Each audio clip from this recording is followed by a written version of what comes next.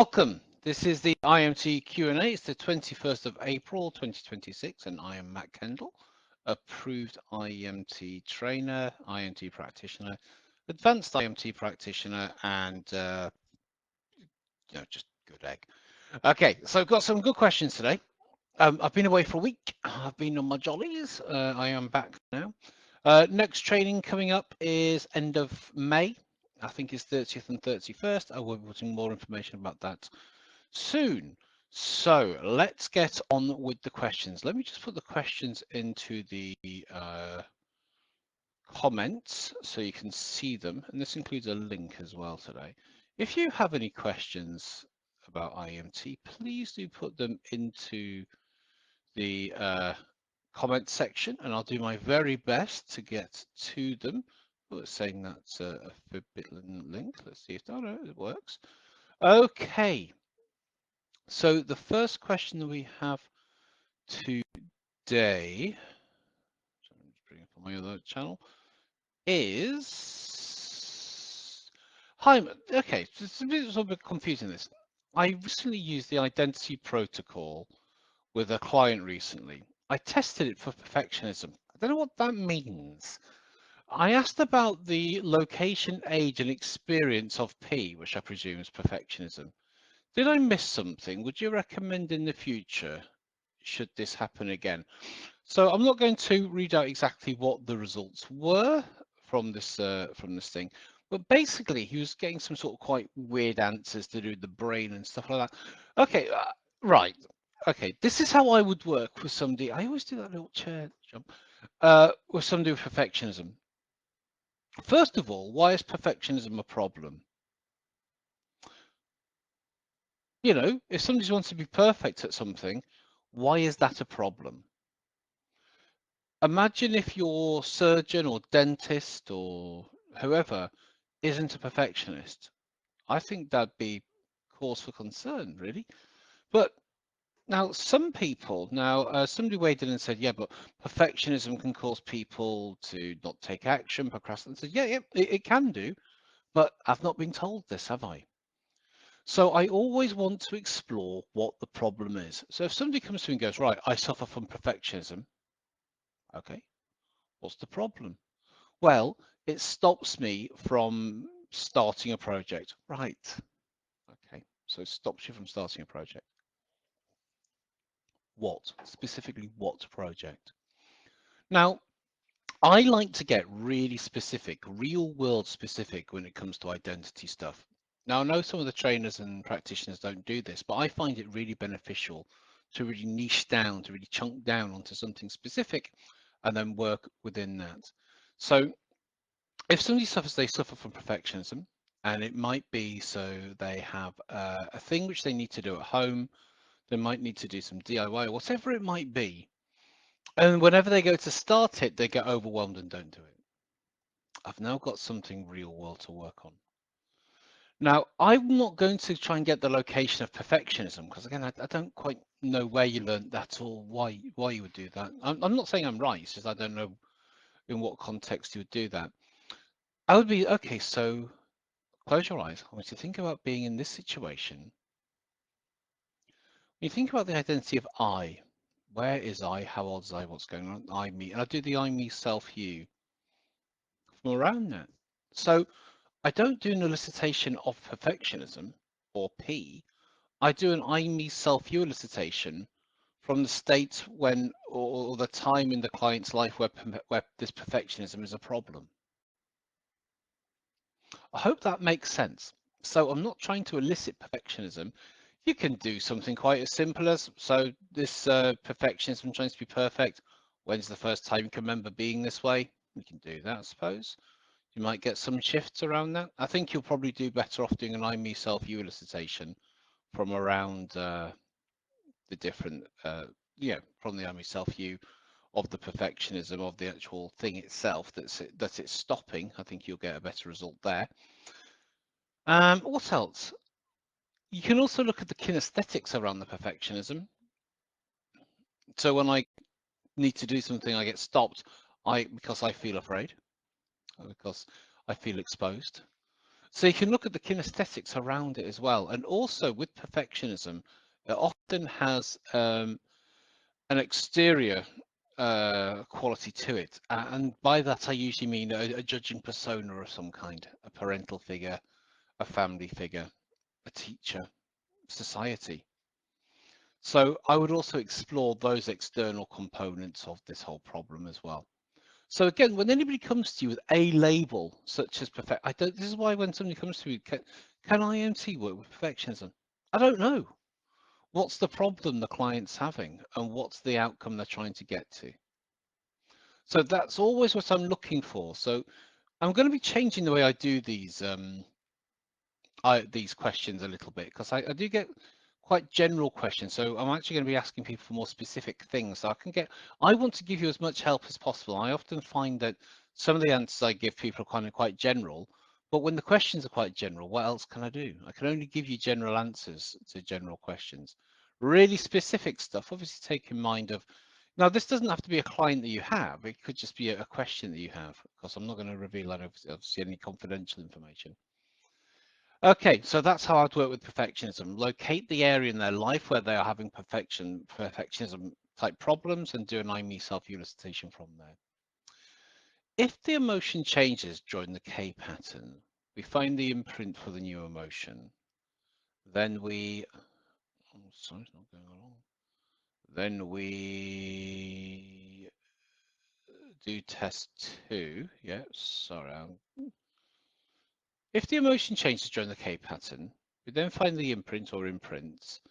Then we do a test 2. Are we still checking for the original emotion or the new emotion? You're always working on with what's you're working on. I know that sounds daft, but say that you start with an emotion of anger. It's an 8 out of 10. You go back, first imprint, 9 years old, school gates, do the eye movements. Okay. You then test to see if it's still vivid, if it's still emotional, if it's still a problem. If it is, you do it again. Then you come back, you do test 2, and you come back to the original emotion that was anger. Now that might change to embarrassment, which is now a level 7. Okay, so with embarrassment, how familiar? When's the first time? And I would then make a note of the feeling of embarrassment, and I would then work on that feeling of embarrassment. Once I've processed out all the memories and imprints of embarrassment, what I do is I then go back to the original emotion, which was anger, to see if there's anything residual. 9 out of 10 times that emotion, it'll be fine. Okay, it will be fine. But I do like to go back and test the original emotion. So I'm always working with what's coming up. Now, sometimes a different emotion will trigger different emotions. You could go on forever. No, you won't go on forever, but it can trigger a few different emotions. This is why it's always good to slow things down. Okay, to slow things down, let them dwell on it for a little bit, and then re-elicit. Because that sometimes that 10, 20 seconds can make all the difference as well. So my answer to that is work on with what you have presently, and then always go back to check what's actually happened with the other emotions as well.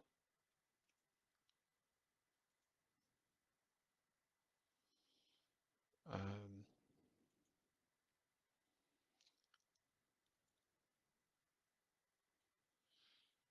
if the availability only allows to see me a client after 5 days after the first session or 12 days, is it better to go to the 5 or 12-day option? Personally, I suppose it depends what it is. It depends what it is.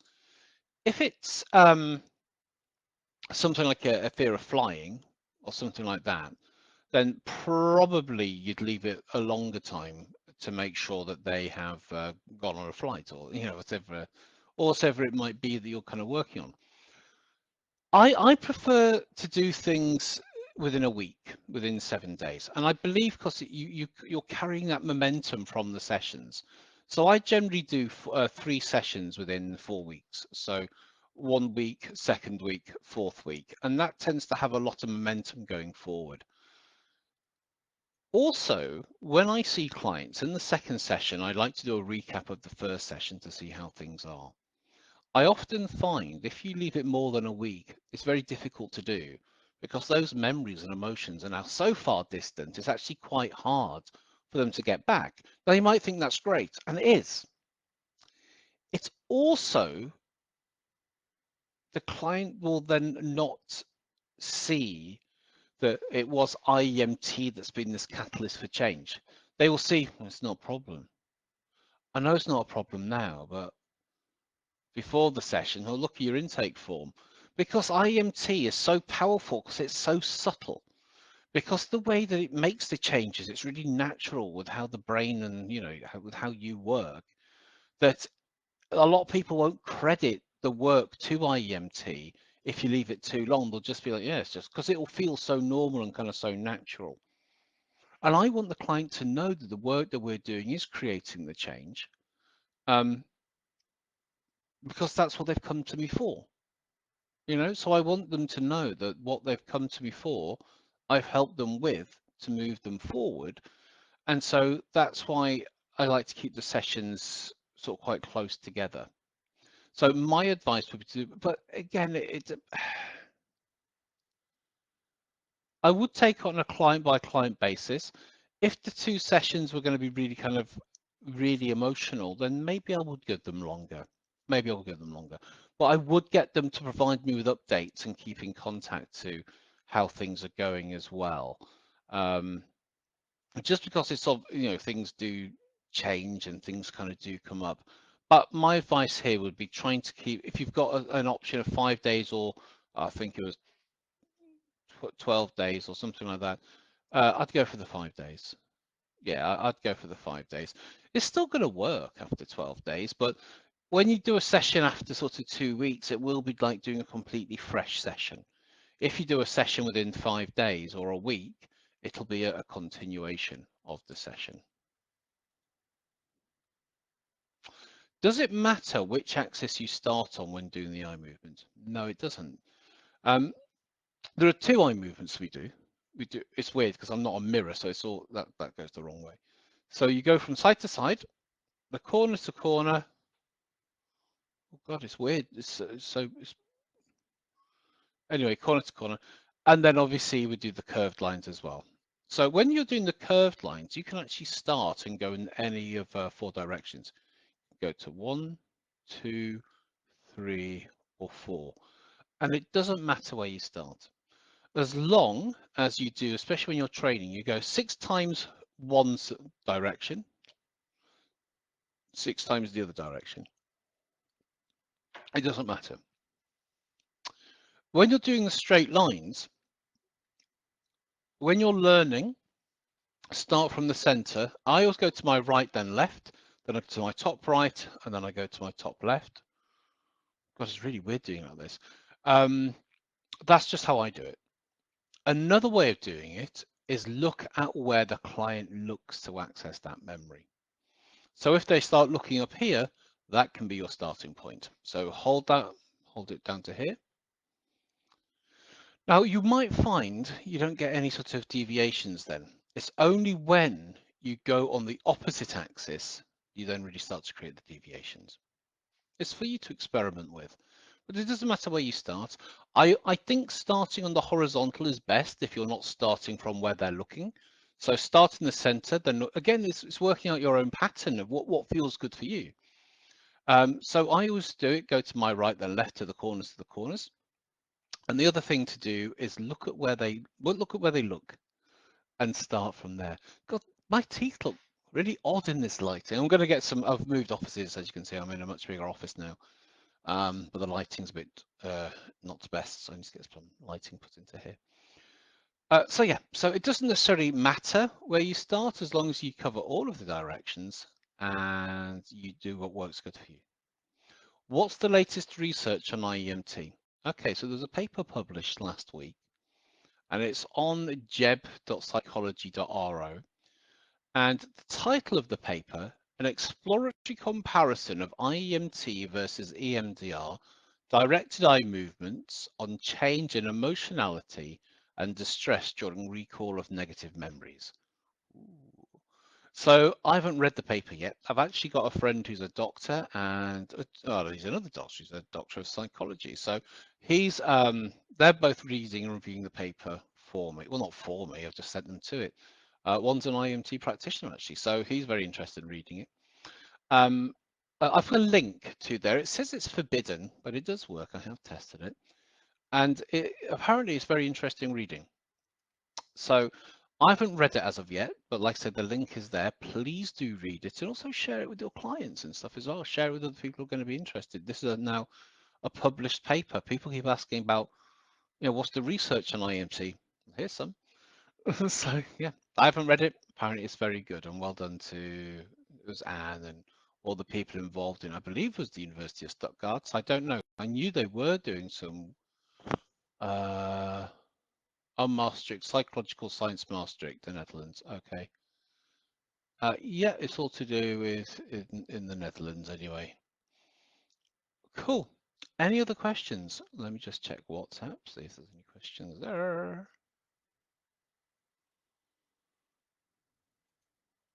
Somebody asked me the other day, if I want to change my career and do therapy, basically, is doing IEMT enough?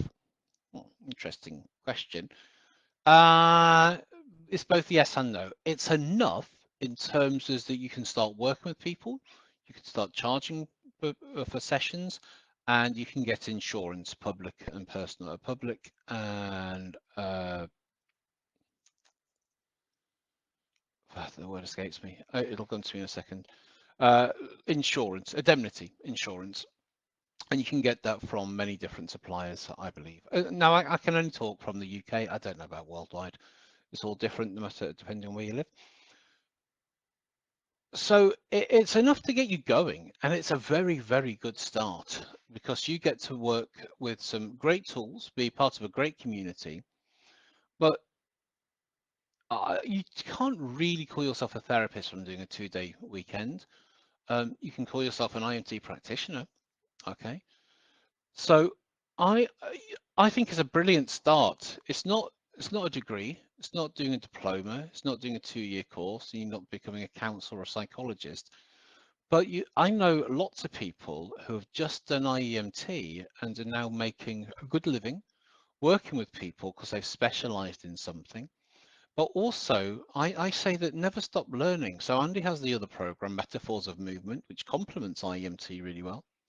You can also look at CBT, hypnotherapy, and general counseling. You can sort of fuse IEMT together with as well. So I think you should always continue learning to some degree. Now, my learning, I don't want to progress any further as a therapist, which I know sounds weird because that is sort of what I do. I'm more interested in marketing and business and working with therapists and training. I believe that's where my skill set really lies. So I'm looking at really sort of helping to train people to become IMT practitioners. So I don't think a 2-day course is a replacement for a psychology degree. It certainly isn't. However, it's a very, very good start to getting into mental well-being and therapy.